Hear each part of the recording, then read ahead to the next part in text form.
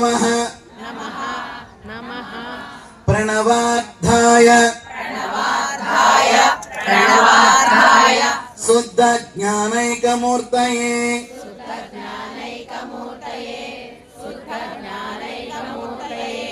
निर्मलाय प्रशांताय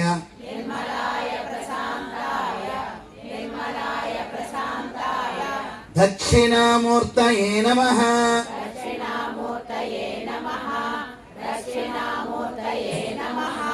చాలా చక్కగా పలికారు. గురు పరంపరలో ఉన్నారుగా మీరందరూ కూడా, అందుకు బాగా పలికారు. తప్తచామికర ప్రఖ్య పీనోన్నత పయోధర చతుర్భుజ త్రినయన బాలేందు కృత శేఖర పద్మోత్పలకర సౌమ్య వరదాభయ పానిక सर्वलक्षण संपन्ना सर्वाभरण भूषित सित पद्मासनासीन नीलकुंचित मोद्धज. ఇది శివ మహాపురాణంలో ఉన్న శ్లోకం. ఓం నమ శివాయ అనే శివ పంచాక్షరి మహావిద్యకి స్వరూపం, ఆమె యొక్క రూపం ఈ శ్లోకం ద్వారా వర్ణించబడుతుంది. ఒక మంత్రానికి రూపం ఉన్నదా అంటే ఉన్నది. మన తెలుగు అక్షరాలకి రూపం ఉన్నది, మన మంత్రానికి రూపం ఉన్నది.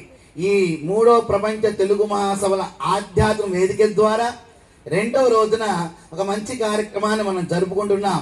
మనకు తెలియవలసిన అవసరం ఏంటంటే అన్ని భాషల్లో పురాతనమైన భాష సంస్కృతంతో పాటు తెలుగు భాష. మనకి ప్రపంచంలో 196 దేశాలు ఉన్నాయి. 6500 మతాలు ఉన్నాయి, 4500 భాషలు ఉన్నాయి. దాంట్లో అగ్రంగామిగా 2 ఉంటాయి. హరిహరిద్దరికి ఎలా అయితే భేదం లేదంటామో, అర్ధనైస్తత్వం ఎలా చూస్తామో, సంస్కృతము తెలుగు ఈ 2 సమపాలుగా సమాజంలో మనకు లభిస్తాయి. అందుకనే అకార నుంచి క్షకారం వరకు మనకి కాశ్యప శిల్పశాస్త్రములో రూపధ్యాన రత్నావళి అనే గ్రంథములో ఖచ్చితంగా అక్షరానికి మాతృస్వరూప వర్ణన ఉంది. దానిలో అత్యంత గొప్ప విశేషమైనది ఏంటంటే ఓం నమ శివాయని ప్రణవ పంచాక్షరి లేక శివ పంచాక్షరి అనే ఈ మంత్రానికి మాతృస్వరూపముగా ఒక వర్ణన ఉందన్నమాట. ఇప్పుడు ఆ వర్ణన మీకు చెప్పాను. అంటే పరమేశ్వరికి పంచముఖాలు. ఇదే వేదిక ద్వారా శివ కళ్యాణం జరిగింది కదా, చెప్పారు కదా, జరిగింది. శివ కళ్యాణం ఫోటో అనేది